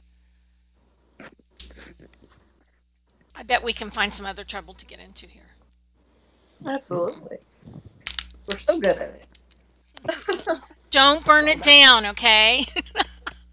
While Mack is normally on point and trying to just keep an eye out for any threats or anything, he is definitely distracted by the smells, the food smells and the dog smells, and just he is not himself at the moment. Yep. Do you want to go talk to any of the hounds, Mac? Are the hounds intelligent? Yes, the hounds are intelligent. I was also told that I wonder why the hounds are here, not with the huntsman. No, the huntsman has plenty of hounds. He doesn't bring them all, basically, unless he invokes the wild hunt. In fact, once the wild hunt is invoked, essentially all of these huntsmen and all the hounds called into service to for whatever aims the hunt basically involved. Usually, it's usually some dark vengeance essentially the crown has requested. So, yeah. All right. The thing that slightly disturbs Mac, though, it just sort of washes over him. This should bother him, but it doesn't. Mac smells of humanoids and elves, and dwarves off the other hounds. As he's beginning to realize, essentially, all the hounds of the Huntsman are cursed. Probably like himself. Oh. Yeah, he's not surprised by this. He's just sort of wish it didn't come to this. what's it looking for? In Remorseful. the back of it doesn't affect you mentally, basically, but it's like, of course it is. This is the way it is. Mm-hmm. So it's a bit of information you've just picked up. Noted. A particularly gruesome-looking hunter, half orc with a giant scar across his face that looked like some tremendous, huge beast, basically like a tiger, ripped away basically more than half of some bone exposed. It's like sinew that didn't heal all that well. It's like has his hair in a rough top knot. Welcome, hunters. Come sit with us. Maybe a Impressive. while yet before the huntsman returns. Have something to drink, have something to eat.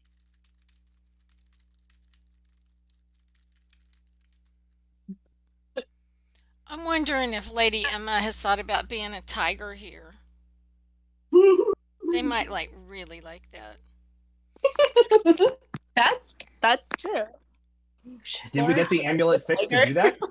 Yeah, Yeah. the amulet can convert her into a tiger.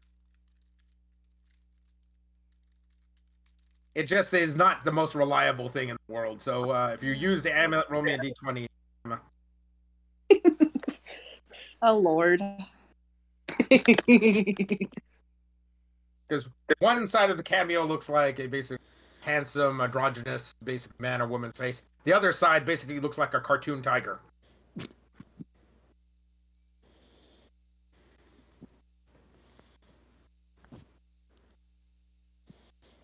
Ooh, I got a 17. All right, yeah, you convert fully into this huge tiger that's like easily called. All the hounds eyes perk up and they all look at you and begin to growl. Lady Emma's like, I don't know if that was great. Mac will just look at her and sarcastically say meow, but it's obviously very sarcastic. I think it's great. Emma basically knows when she's in mortal danger. Like, something bad is gonna go down here if I don't do something immediately.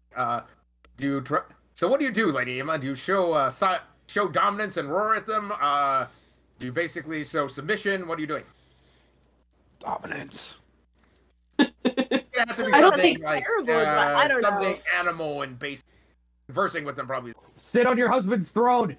Lick your paw. Look unconcerned and lick your paw. Wouldn't that be exactly what a cat does? Yeah. Yeah, and then I'll sit, crouch down and start licking my paw and just ignoring them. Right, so I need a performance check. Is that your performance check? Hold on.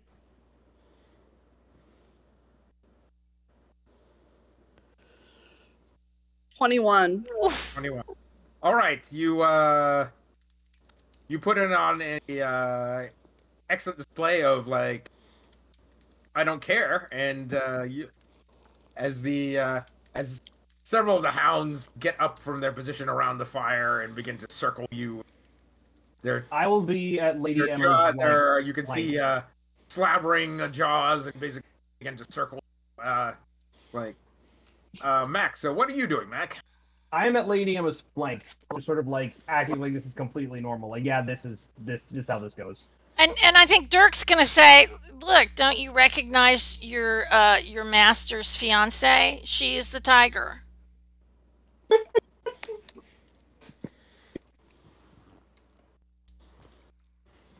Why let it stand? What did you say? Why should we let it stand that our cat defiled this basic place for hounds? Can I just be cats and dogs get along fine if they're most of the time? Right, like the summer court and the winter court and cats and dogs. Everybody can get along, right? Fine. Well, yeah, Lady Emma knows basically summer court is different. And winter court is a dog culture. Let's put it that way. There's just not a fondness of felines in the winter court for whatever reason. Wait, does she do that one thing with like some people who own like cats and dogs? Like the cat will like kind of fuck with the dog a little bit, but then like it becomes mutual play. Can she do that? Yeah, can I like start playing with one of the dog's tails or something? Yeah, like you're married now. Things are changing around here. Okay, so you do a mock tackle. You're about to size. So there's no size. So you do a mock shove and like throat grab on one of the dogs. Go ahead and roll me a grapple. Grapple would be strength or athletics? Athletics. Add +5 for athletics. +5. I got with the 5, it would be a 15. Now, do you get the same strength when you're the tiger? Because that might have a modified stat block, right? Yeah, I get a +5. Okay, so you're basically so you got a total of 11. So, yeah, I get 11. It's not a particularly great effort. Fortunately, still Lady Emma underneath there.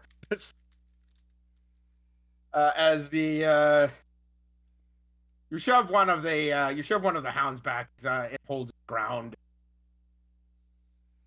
Mack, play with her. The hound doesn't do much better. Basically, as you eventually end up slap fighting each other. The Mack is sort of looking around. Several of the hunters have sort of taken interest and are forming up a circle around you at this point. Like, Mack is beginning to see someone better basically establish order and dominance around here before this escalates and gets out of hand.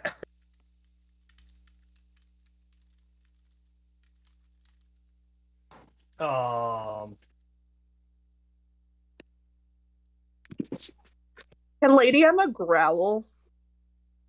Right, or like... so roll me an intimidation.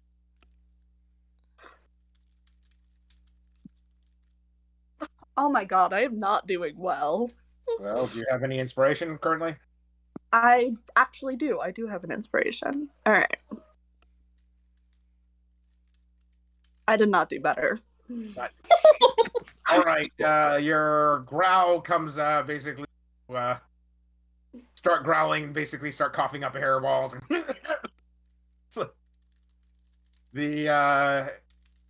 The hounds seem to be less impressive. They begin to press in on you at this point. Like, there's at least 6 of them. The hunters are beginning to take bets, corners. I bet on the first princess. The hounds are definitely getting it. It's 6 to 1. No way, basically. You said there was like meat cooking, right? There is, yes.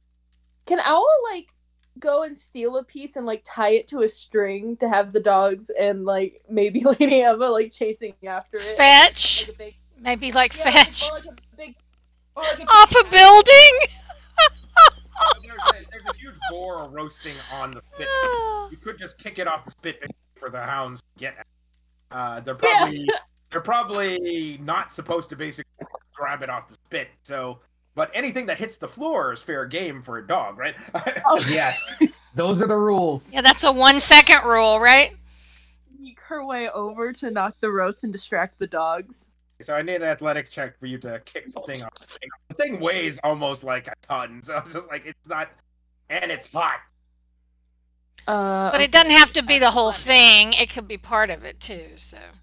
Or you could take out your sword and hack off like a good chunk of the ground. I also have because we moved up to level 12, I took lucky. Can I use a lucky now? Sure. Yay. Okay. Let me roll that again. Oh, yeah. I took for this for the rest of this campaign, by the way, if you roll a 1 for whatever reason, give yourself give yourself a what? Inspiration point. Oh. If you don't re-roll it for whatever reason, essentially. Oh, okay, cool. Inspiration points, like you learn from Faye there. All right. Something critically bad happened. Never want to happen again. Okay, so your lucky roll, basically, you managed to put your boot straight into the hot coals, and it's like, because the as it's like there's like pig grease all over the place. You it's like and put your boot straight into the fire for 8 points of fire damage. As you're trying to put out you're pouring basically your mug of ale on your boot and hopping around at the moment. I love that. All the goblin cooks are going. Several of the hunters are also very entertained by this. Lady Emma's gonna change back into a human. Okay, roll a d20 for me. Huh? Roll a d20 for me.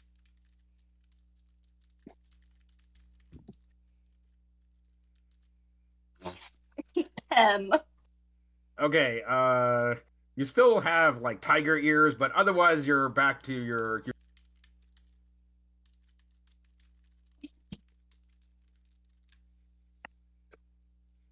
tiger ears and maybe a tail. Probably. Like, yeah. Make sure they don't bite it. Some of the hunters are trying to answer that eternal cat girl question. Do you have both human ears and cat ears, or just one or the other? It's like Schrodinger's cat ears. Exactly. Schrodinger's cat. So was Al able to get any meat down, or she just burned herself? She just managed to put her boot straight into the coals. So she's she's pulled off her boot, and basically there's like it looked like she gave herself like second-degree burns and pouring ale over it at the moment. So Krishana, Dirk's gonna ask Krishana, hey, should we put on a performance here and lighten things up a little bit? You want to join me? I would love to play, sweetie. Okay. I think both of you roll performance. Okay. Pick a topic of your performance. Let's see. Normal bar tunes, hunting song. I'm thinking hunting songs. Okay. Yeah. All right, go right ahead. Okay. Why do I feel like it's like that one scene from like the Blues Brothers? I rolled it twice, but it was 14. Okay, good enough. Feels like that scene from the Blues Brothers where like they play Rawhide over and over again. Yeah, exactly, and they love it and throw beer bottles. I think Dirk's gonna play the bagpipes. I think that's classic hunting tunes, and so they're probably like they're shooting flames out on under the board to cook it a little bit extra. There's lots of like raucous cheering. It's like yeah. Like, all right, so you're playing hunting tunes. The hounds retreat back to the fire. The one hunter just like invited you. Well, that was fun. Come on, take a seat. So what? We only got the dark ale and boar ready at the moment. Everything else is still cooking, but the cookies will bring it out for the rest. Bring it out. What? Oh yeah, we got a bit of sausage and jerky. So you decided to marry our dear lord at this point? First princess? Indeed. Well, figure we should get to know you some. Actually, what do you do for fun, Lady Emma?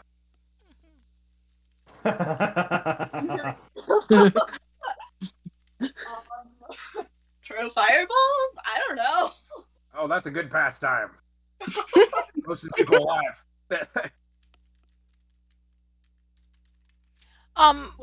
That'll be awfully handy on the hunt.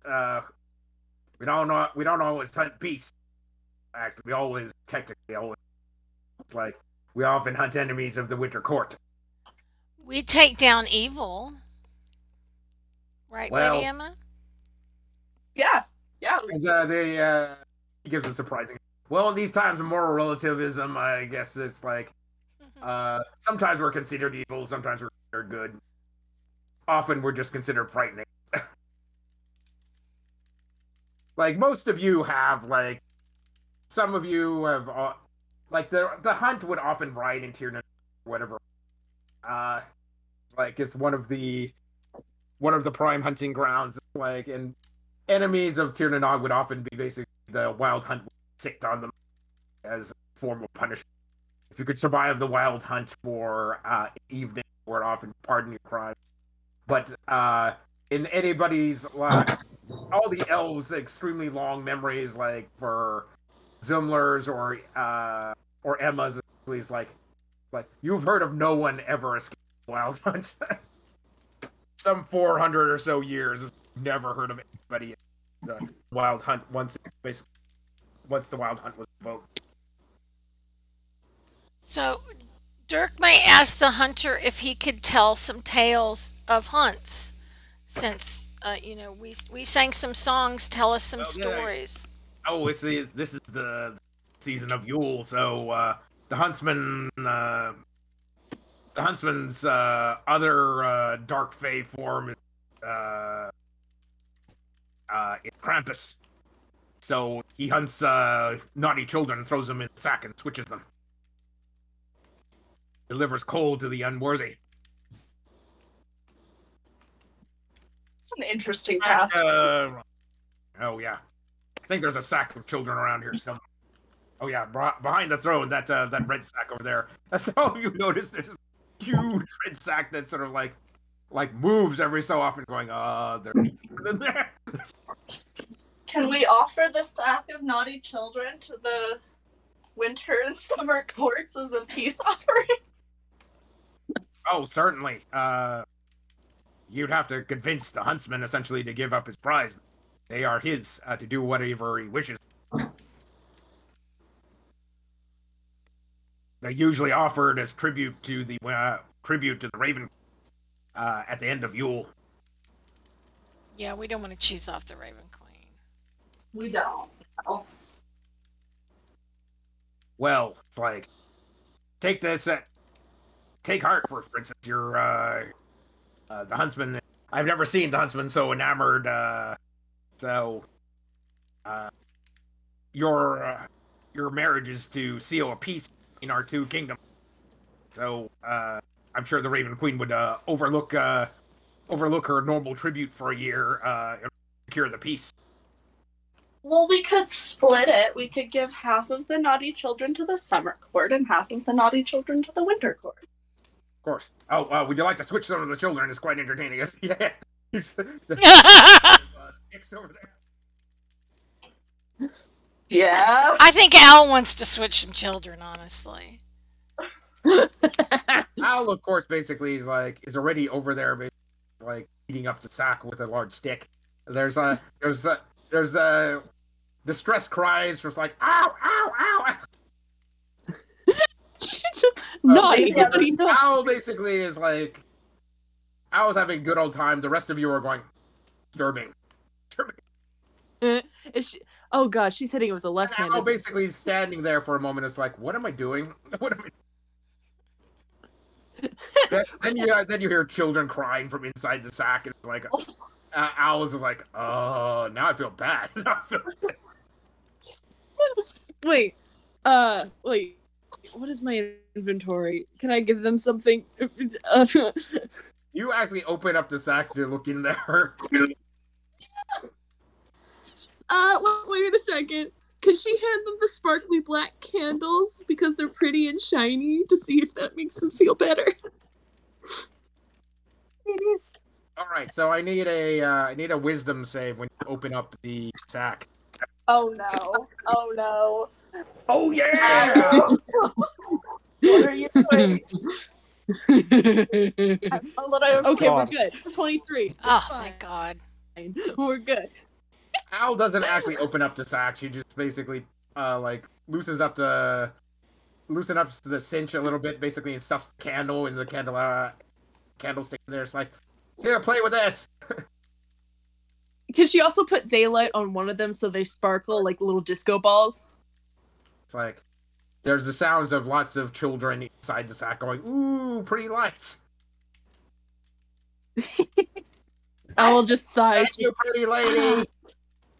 I mean, I know this, but they're already gonna be offered to the Raven Queen. Like, we might as well split them. Well, we don't know what she's gonna do with them. That's true. We'll talk to him about it. Yeah, you hear from the sack. You have any sweets? No sweets for naughty children. Turkey, anything? I don't great. think so. Kind of. We're awfully hungry. Don't feed them after midnight. Is it after midnight? Well, It's always after midnight, basically, in the winter court. It's always a little dark around here. Can Owl like sneak them some food from her plate? Yes, you certainly Because can. she remember. Yeah, because she remembers like she's not supposed to eat anything from here. Is So, the winter court like there's a little small gap, and you see a little couple childs that are all black and sick, where they're black, like jet out of the sack basically and grab stuff off your plate. Mack at this point is very much eating the food because he's sort of like, well, might as well get used to it at this point. Is the winter court like that Arctic where it's like half it's only sunny for half the year and then the other half of the year it's like completely dark? Just sort of think of it as like perpetual, so it's always dark. Okay. Always dark. like Twilighty, right? Like Twilight Canada. Dark, yes. So it's never daylight.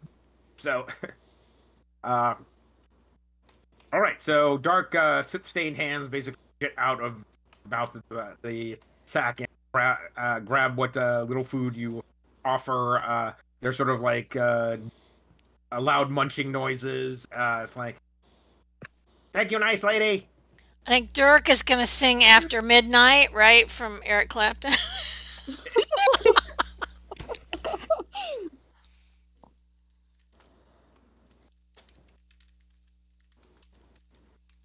And Owl's just gonna tell him, it's like, no problem, but chew with your mouth closed. Those are awful mouth noises. The you can hear it's like, wow, you actually brought flint and tinder? Okay, well, daylight's sort of fading out, so why don't we light the candle? Light Oh, the yes. You Light do the it. bag? I'm not lighting it. Like, you do it. Let's get Timmy. Timmy'll do it. I always get Timmy to do it. Timmy the Enchanter? No, as in, we can always get Timmy to do anything. Life cereal. Like the cereal. Like, all right, you hear like of flint and tinder being struck, and like, ooh, it's like a sparkler, like firework. Boom. Then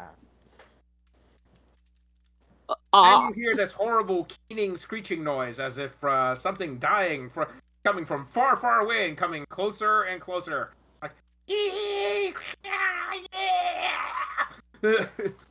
What the fuck? What? Owl just tries to like see if she can look into the bag. She's very concerned now. You peer in there. There's a sort of like birthday candle of like the silver candles that are like sparkles like a birthday sparkler on top of a cake. You can see dozens of soot-stained children, basically like black tar baby children, basically all looking at the candle, like holding out their hands towards it, like in basically rapt awe as this sort of dark, smoky hole of nothing opens up above the candle, basically, and this inhuman screeching starts coming from the portal. Oh no. What the fuck did you do? Where did you get that candle? You took that from the Order of Hermes, was that right? No, I took it from the castle, didn't I? Oh, Yeah. from the Raven Queen's castle. Oh, okay. Can Owl poke the portal with the stick she was hitting the kids with? Well, no, you're gonna have to actually get inside the bag if you want. Oh. The bag is like bigger on the inside by a lot that way. So, but You yeah, know, you the bag of basically children holding. dozens of children all huddled around the thing at the point. And this is like smoky portal of nether of oblivion begin to smoke and open up above the candle. I feel like I should put that out. I feel like that. No. Yeah, maybe you should do something about that, Owl. Look, Lady Emma. Okay. Quiet yeah, so you. Yeah. The sound coming from the bag at the point. Just like- Mac is on the floor Owl's holding gonna- his hands yeah, she's over his gonna, like- ears. This shit hurts his ears. It's like a dog whistle, but way worse. Yes, all the hounds are sort of rolling on the ground, covering their ears and making. Oh, it's like that Star Trek episode. Yeah. Owl sighs. She's thinking she's probably gonna have to get into the bag to stop this and put it out. Wait. Huh? I said, Owl, do something about this. Yeah, Owl's just gonna like lean in and try to like put the candle out. Can Dirk like tie a rope around your ankle first? Mac, for all intents and purposes, at this point, is considering himself incapacitated because he doesn't want. It's not that he probably can't do anything. He doesn't want to. This shit is painful. Right, Yeah, you begin to crawl forward into the bag. The ground is covered by a thick layer of coal dust. You're getting black soot all over yourself. You basically eventually get in there. You stand up on your feet. Okay, roll me an athletics check to get there in time. All right. You dash, but, Skills, as soon as you get in there, it just seems that the distance suddenly becomes like weird and impossible far. As you're going, how did they get like 100 feet away from me all of a sudden? Got a 22. 20. Nice. All right, you do not manage to trip yourself over the rope that someone tied. That one of the rope tied to your ankle. As you hook it all the way over there, dive, and basically put your hand over the flame of the candle, and there's sort of everything's plunged in darkness. Like there's lots of disappointed from the multiple children from around. She looks at all of them. I put daylight on it for a reason. Yeah, but I'd say the perpetual darkness inside the bag eventually daylight pretty quickly. So the only thing that was left was the candle, so they lit it. Ah. All right, so the candle winks out, light cantrip. And then the horrible screeching resolves itself basically into a deep reverberating "Caw! Caw!" Is it somewhere above your head, essentially easily like about 7-8 feet above you, something like large and monstrous just cawed above your head. Actually, do Celestials have dark vision or not? In the bag. Yeah, Owl has. It's very, very dim, even with your dark vision. You sort of look up, it's like, is that you, Whisper? It's like, it seems to be like a monstrously huge version of Whisper. It's easily like 15 feet off.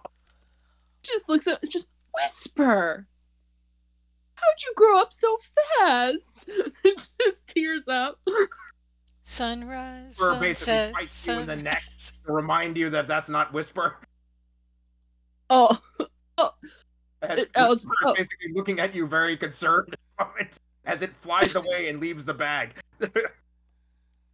Thanks, bud. And she like tugs the rope, asking to be let back up. Here, Matt, can you help? Yeah, I can help. Oh, he's just rubbing his ear like, fuck, that hurt. Okay, so I need, let's go for a dex save. As rows, like, 3 rows of basically your dark red eyes sort of glow, flare with red energy. As the deep crow, the full-size deep crow above you tries to decapitate you.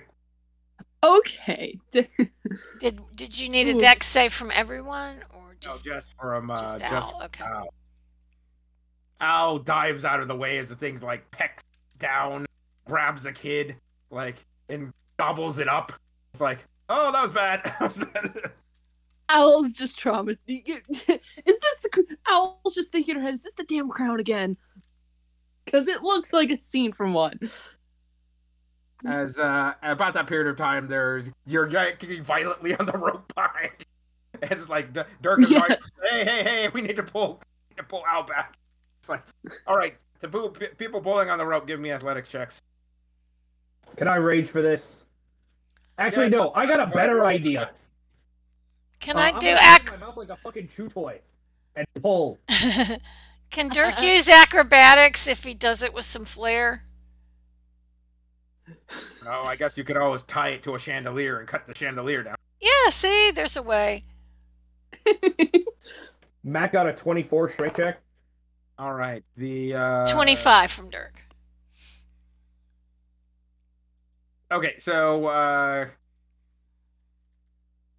Mack gets it going basically, and and runs it over to runs the end of the rope to Dirk, who ties it to the end of the chandelier and cuts the chandelier loose from its moor as there's this sort of reeling of rope as Owl suddenly gets yanked off her feet, like lands on her butt for 4 points of damage and gets flying, getting dragged through these piles of coal basically as it's getting in her face and her nose and her eyes. It's like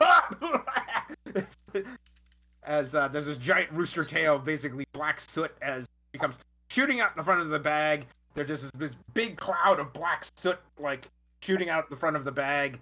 And about that period of time, this giant pair of horizontal claw beak, basically with serrated edges on the beak, basically comes snapping at where she just was before the jaws retreat back into the bag. Instead of her falling on her butt, can Matt try and catch her? About that period of time, the rest of the rope pulls all the way. The chandelier has finally hit the ground. Several of the hunters go rolling out of the way. And then, as it destroys a table that we're sitting in, there's lots of, hey! And Owl is basically, sitting with her legs up, basically sitting like an L against the wall with her foot halfway strung up to the ceiling at this point. Hey, Al, what's cooking? Wait, what'd you say? I said, hey, Al, what's cooking? You look kind of overdone. Owl's just glaring at Dirk. I'll throw you in the bag. Just coughs and is getting up. Only if you can catch me. About that period of time, Deep Crow manages to wiggle its beak, most of its head out of the bag at this point, as the bag sort of just starts hopping around with the giant Deep Crow head sticking out of it. Can I try and as it goes and grabs one of the black goblin servants who was serving food. It's yeah, no. He swallows one of the halves. Oh, God. Mac would definitely be trying to stop this. Oi, no. So, Faith, can you animate this portion? Grapple the crow. This really needs to be animated. Wait, I'm not. I hate that I want to. Look, Tree, I have so much I have to do. In your spare time. I don't have spare time. I'm a student teacher. Okay. How could you put this in my head? It's going to haunt me for years. Can't you have the students do it? Yeah, it's a project. Okay, so... This won't disturb them at all. Sorry. Owl at this point, for whatever reason, is just Lady Emma again, basically, that notices Owl's eyes glow with basically mysterious red. Crow's eyes basically glitter with the same red energy in response, as the crow basically turns his head, looks at Owl, and makes a cooing noise. As the big ravens can make that noise. With a giant crow head sticking out of it, Wait, it's her friend now? You have beguiled it using the crown. Yes! Can she bring it out and then give it some of the leftover boar to make it a friend? Whisper goes and bites you again for 3 points of damage. Hey! There's only room enough for one Deep Crow around here. Owl's just like, be nice. She just like looks at us like, be nice, I'm getting you a big brother. Just like pouting at him, pouting at Whisper.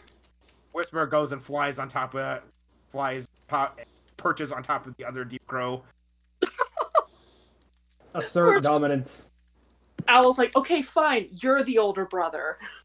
Are you my mom?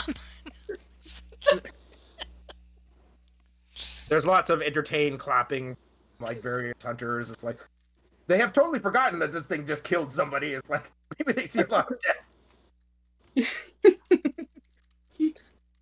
About that period of time, the double doors, the lodge swing open suddenly, and there's this a chariot pulled by 11 dark hounds. Huntsman of Anuvan, like with his fantastical helm of like 20-point antlers, basically is like right like shooting out from his helm, comes riding in, basically, does a power slide, like pulls off his helm, revealing his handsome. It's like, good to see you, lady, first princess and friend. Mack pulls a corkboard out of his hammer space and holds up a 10. Okay, that's where we're gonna end it for this. That was fabulous, guys. Oh, is it that time already? It is that time. 9. So Zumlar is actually going to reveal his armor again. So whenever he's in the Winter Court, he'll reveal his armor. So like the Huntsman comes down, hops off the chariot, walks up to Zumlar. It's like, I am pleased that a knight of Tir Nog would come and dine with us. So I hope to see good things from your kingdom. Like, does he not know? Like Tir Nog was one of my favorite hunting grounds. Well, I have hopes to reclaim it.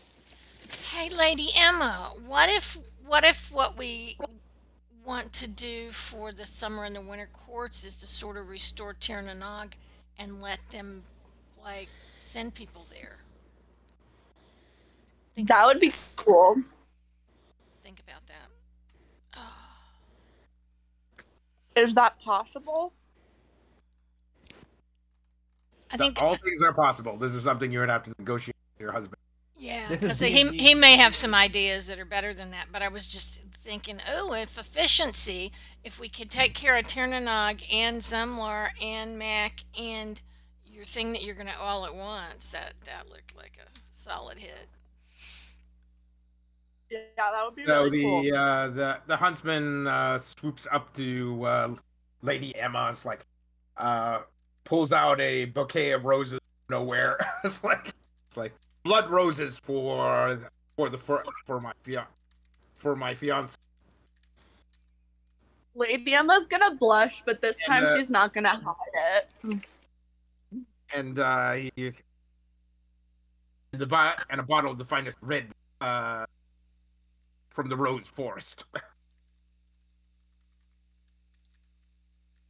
Huntsman, gather my prize for my hunt.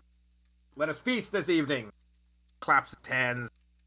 And, some fiddlers and some trumpeters start playing in the corner, and festive mood basically takes over the hall. Yay!